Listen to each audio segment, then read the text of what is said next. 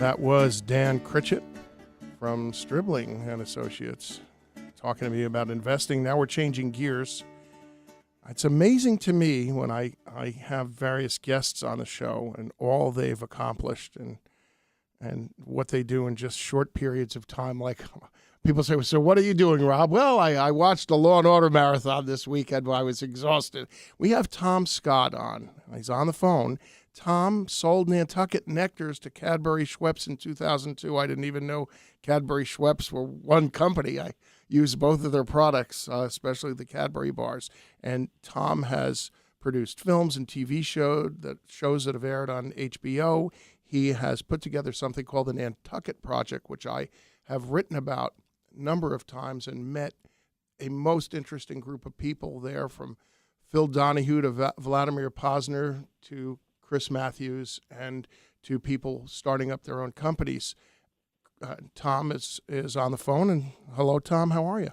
I'm doing great. How you doing, Rob? Good. So we were just talking in the green. I was going to say in the green room, which is I usually lie when I say that our guests are in the studio. We were in the green room having some shrimp cocktail.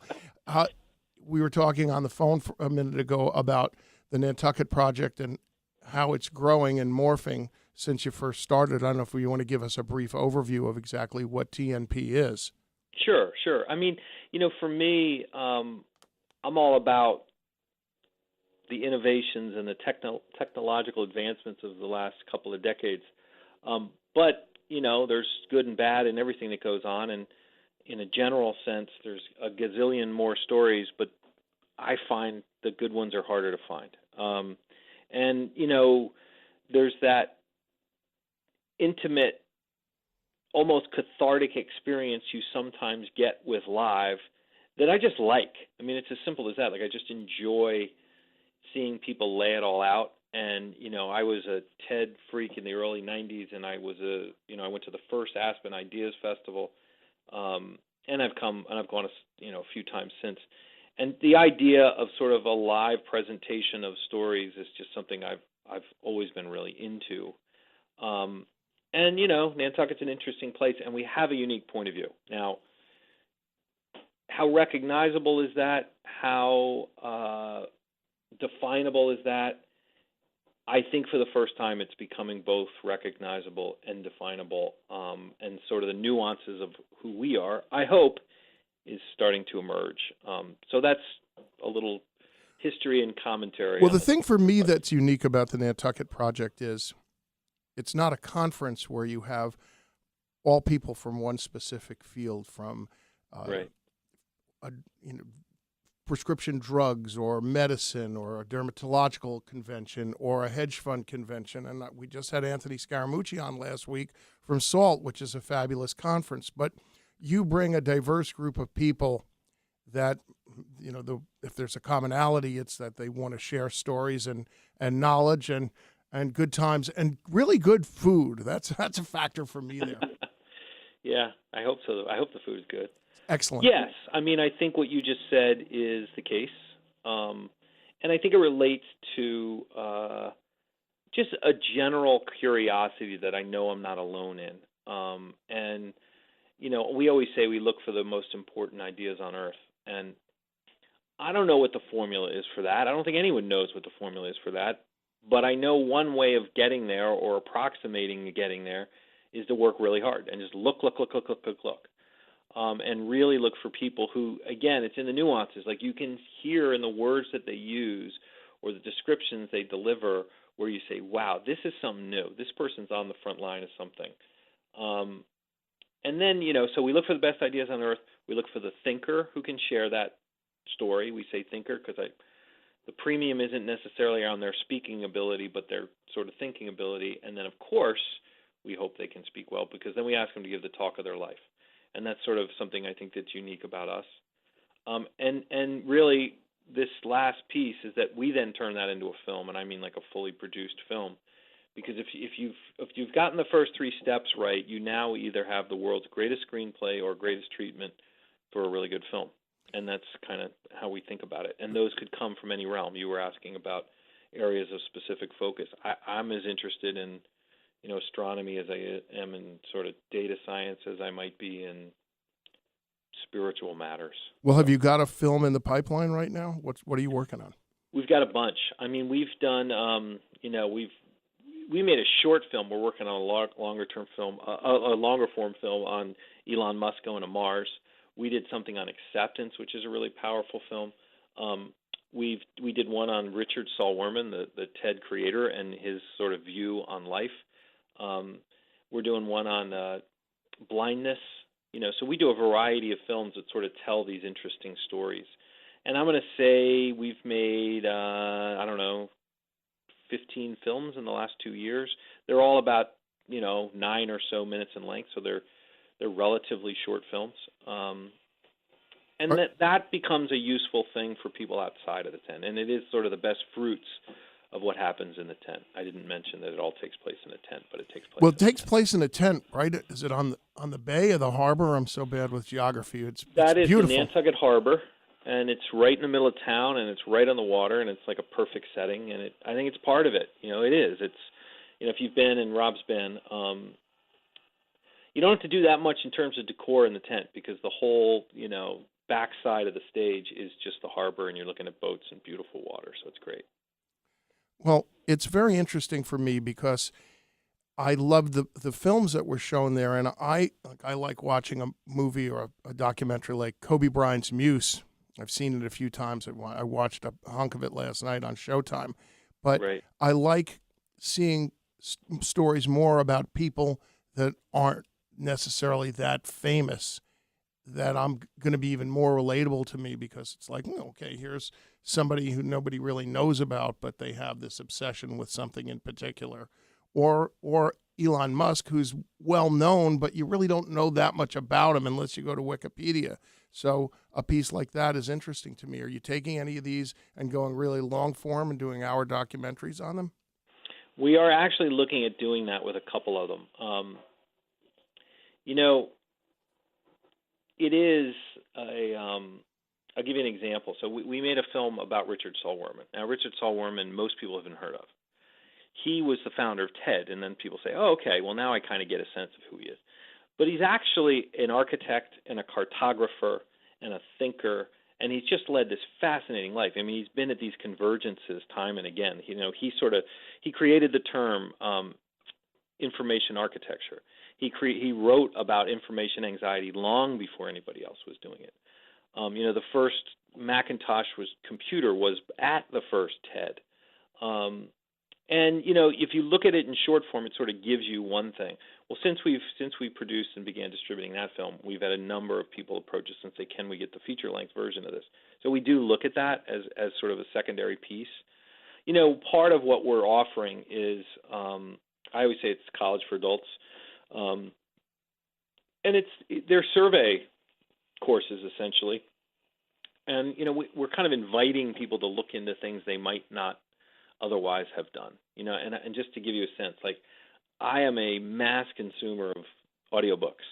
And the audiobooks I consume, I tend to pick up from ideas that I sort of see through our work. And, when we deliver a 9-minute film, you might become intrigued by the notion of mapping. You might become intrigued by the notion of architecture in a way you didn't before. And then there's just so many outlets that you can kind of dive into that passion. So, and that to me is the benefit of a short film versus a longer film. I'm not suggesting a longer film doesn't have the same thing, but it's a commitment. It's a different kind of commitment. That's why on this radio show, besides the hour-long podcast, we break everybody's interview up into individual pieces, standalones on our YouTube page, and I'm going to give you a copy of that, of course. Next week, our show airs on Sunday nights, but we record on Wednesdays. So got it. We're not like the Tonight Show making believe that it's 11 p.m. I can't stay up anymore for the Tonight Show. I used to like when Johnny, and here we are tonight. Meanwhile, they're taping at 4 o'clock in the afternoon. Yeah, I can't stay up either. I'm with you on that. We had Joe Nocera on the show recently, and he goes, "When does your show air?" I said 11 o'clock. He goes, I can't record a show at 11 o'clock. I'm like, "Oh, we're doing it on Wednesday in the afternoon." He was like, "Oh, thank God, I won't be able to listen to it either." But we do have listeners here, and I can see our engineer chuckling uproariously in the sound room. Robert Barrett's. He's got a wonderful sense of humor. He laughs at almost anything I say. So when is the Nantucket Project scheduled for this year? It's always right around Labor Day? It's later, yeah. So this year it's September 22nd through the 25th. It's later, okay. So It's later. I mean, but one of the things that we do, so in the month of May, we'll be doing one in L.A., San Francisco, Seattle, Connecticut, Boston. So we've started to take our show on the road. We do sort of digested versions of our work. Now, tell me about this. I didn't realize, and yeah, should I have we known started this? about I don't a see year it in ago. my notes. You know, the beauty of the films too is that they travel. You know, it's like there's certain things that you can plug in and build shows around, and we're calling them shows because that's kind of what they are. I mean, they're compact, and they are. You know, we were just actually sitting through. I was looking at a trailer of our shows earlier. It is some part a man or a woman on a microphone. It is some part that, but it is equal parts film and music. So when you're there, it's like this multimedia sharing kind of thing, and then we always just have food. Well, and drink tell me about, afterwards. okay, just so I can understand this. If you're going to do something in L.A., Yep. who goes there? Do you go there, and do you bring your films, and where is it held, Yep. and how is this? What's the manner of conveyance? Sure. So we have found good luck with schools. Schools are interested in the things that we're interested in. They have the facilities that we need. They tend to have parking, and they tend to, want to do what we want to do. So, we're doing it at Milton Academy in Boston, for example, and we did it at Drew Academy out in San Francisco. But I could go on. So schools is a typical thing. Brown University, we're doing it in Georgetown University in the fall. So we tend to use schools. And then we take all of our team, and our guys are there. Our guys are doing all the production, and we bring our films. And then we book a few speakers that are part of that. And often, a film will relate to, one of our films about the concept of acceptance, like a way to deal with difficult life experiences, be they tragedy or, quasi-tragedies. It's an amazing film. It's a really powerful film. It's 9 minutes long. We'll show that film, and then we'll have a conversation. We had a woman who 2 of her husbands died. She was married, her husband died, and she remarried, and another husband died. And we had a conversation about it and like the role that acceptance can play in the midst of tragedy. So that's where you're actually getting multimedia, and the two things are working together. And then we may have, last year in Connecticut we had George Mitchell, Larry Lessig in Boston, or Larry Summers, or someone like that. I've seen Larry Summers at the Nantucket Project. He was very good. Yeah. You were making a point earlier too that there's such a discovery here, right? So I said we look for the best ideas on earth and the right thinkers to match them with, and then we ask the people to give the talk of their lives. And we kind of define that. Like, there's something only you on earth know, and only in your greatest moment in humility could you deliver it, and we sort of define it. And the great and interesting thing is that most of the beautiful moments, and I don't mean this in any way against famous people, come from people you never heard of. That's where I agree. I think that's where the great stories are, and as a journalist, that's what I've always found. Yeah. And that's one of the things I enjoyed so much about coming to the Nantucket Project is there's just interesting people speaking about everything from poetry to drug addiction and how they've overcome different problems and obstacles in their life. I am running out of time, but I will, of course, always be able to talk to you again and love to have you come back on. And especially if you're in the city, you can come by the studio. But I recommend that people, do you want to give us the exact website for the Nantucket Project? Sure, yeah. It is thenantucketproject.com. You obviously can Google it. Our big event is in September. We kind of call it our Super Bowl, but we're doing things year-round. We have films online and through Facebook and other forms of social media. But our real goal is do it live, meet some people, have the interaction, and when you come, you can put your iPhone away and just enjoy. And that's you never see any iPhones out there. People are really paying attention and then enjoying that food. So keep up with that good catering, and I'll be back this year. Thanks for joining us. Thank you, Rob. Bye.